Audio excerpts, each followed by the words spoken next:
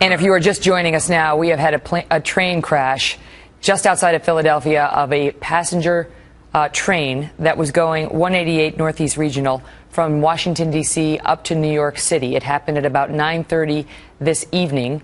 According to the early reports, about 240 people on board. Early reports put the number of injured at around 50, but that could very much change. The latest information we are hearing from the Philly Fire Department is that Temple University Hospital is now full. They are reporting extremity fractures, loss of consciousness, and lacerations on the victims from the Amtrak crash.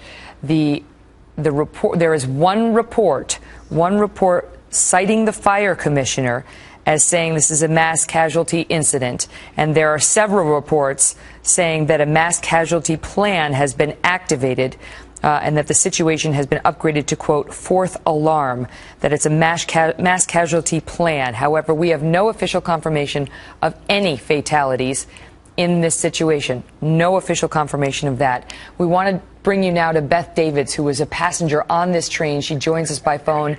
Beth, tell us what happened. It started off as a pretty standard trip outside of Philly to New York. I was on the phone with a friend about the time that I decided not to sit in the quiet car. I moved on to the next one. When I just finished up the conversation, suddenly the car just kind of shifted to the right, and then the car started tumbling over. There was dirt, there was chairs, there was people tumbling. It was like this really slow moment. You're trying to figure out, is this going to be it? Once I, it kind of came to, I just had some dirt in my mouth. Everyone was just kind of looking around, seeing who was injured, who was trapped. People were looking for the exit, the top of the train where it ended up. We were on the side, so we actually had to climb up the roof. So people were helping each other to get up, helping the people who were trapped underneath the chairs. We could start to smell smoke within the car itself. So we helped people to get up, and then once we were on top of the car, we had to jump down, and from there, they walked us to a certain area. The people who could walk. I was in my car. People were getting out, but as you looked further up into the quiet car and business class, there weren't as many survivors coming out of it. So, there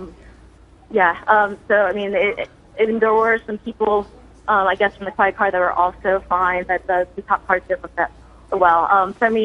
We kind of have a mix of people. Some people who are, relatively okay with their stuff without, people who are covered in some dirt and blood. Currently, actually, I'm at a hospital right now. They took some of the people who are not as injured to the hospital, but they took people who are more injured to another. So, Beth, let me take you back to what time did you get on the train? It was around 9:08 in Philadelphia. Yes. And about how long after that did the train crash? I wasn't checking the time exactly, but I would say that we were only maybe 10 minutes out. We were not very far out. And so you were seated on the train. You said it began to, you felt like it was shifting to the right, and then the next thing you knew, the cars were tumbling over? Yeah, you could just kind of, it was kind of shifting, and then, suddenly you could feel it falling to the side. But by that time, there's kind of a chaos of, bodies and people and stuff kind of falling. No seatbelts, right? No seatbelts on the Amtrak train? Yeah, there was no seatbelts. I ended up, the bottom window was actually in the dirt. People were kind of stuck underneath the train. But yeah, there's no seatbelts. So you're just kind of tumbling. So the car that you were in tumbled over onto its right side? Yes. And once it did that, did it stop moving or did it keep moving?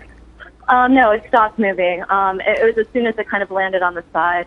There's obviously a lot of chaos going on, but it kind of stopped. Was there sound? What were you hearing? We didn't really hear much. It was really kind of more just that slow slide, and then it was just kind of that slow kind of activity of what was happening. Was there? I assume there was panic on board the train. Obviously, there's a lot of people just screaming, and you're not, because the first moment you just think that you're just kind of, it's just a minor thing, and then it's suddenly the realization that it is actually crashing, and you're not quite sure what's going on. because within the car it was dark, so I mean we couldn't really see what was going on. So people could start to find their phones and and light up the system. I mean, and light up the cabin area. Now, did you feel an impact, like the train initially hit something before you felt the train shift to the right? I mean, I personally just felt more of a shifting.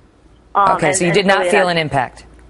I did not, but I mean, when I got off the car, I mean, if you looked up, I mean, you could see that the first two cars were pretty, crumbled, like a crushed can in front of us. And so, do you think, were you in the third car, a train car?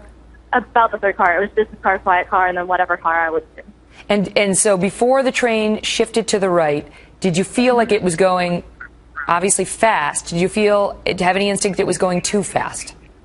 I mean, I feel like it totally felt like a regular. It felt like a regular Amtrak kind of thing.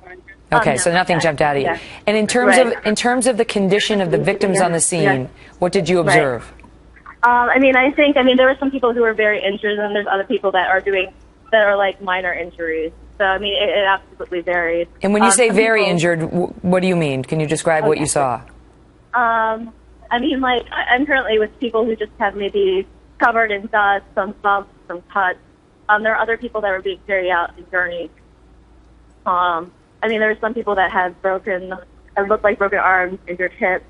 But I mean, obviously, I was with part of the crew that got out. So I mean, we saw a lot of EMS going back in for people who couldn't get out of the car. How long did it take once you got out of the car, as you described, for you to see emergency first responders? Your finger, ma'am. It was probably a few minutes because we weren't quite sure. Because we weren't quite sure how to get out of the car. Because we had to use the seats as a ladder to climb out, and then we're sitting on top of it, and we were trying to decide how to get down. And are you okay? Yeah, I'm in the hospital getting my temperature checked, but other than that, I'm fine. Now, are you familiar with this route at all? Do you know whether the train was sort of turning at the time that it crashed? I mean, I take this work. So I live in New York, but I actually I work for a company in Philly. So I take this relatively often. I mean, in general, it felt like a pretty standard train trip, obviously, until I crashed.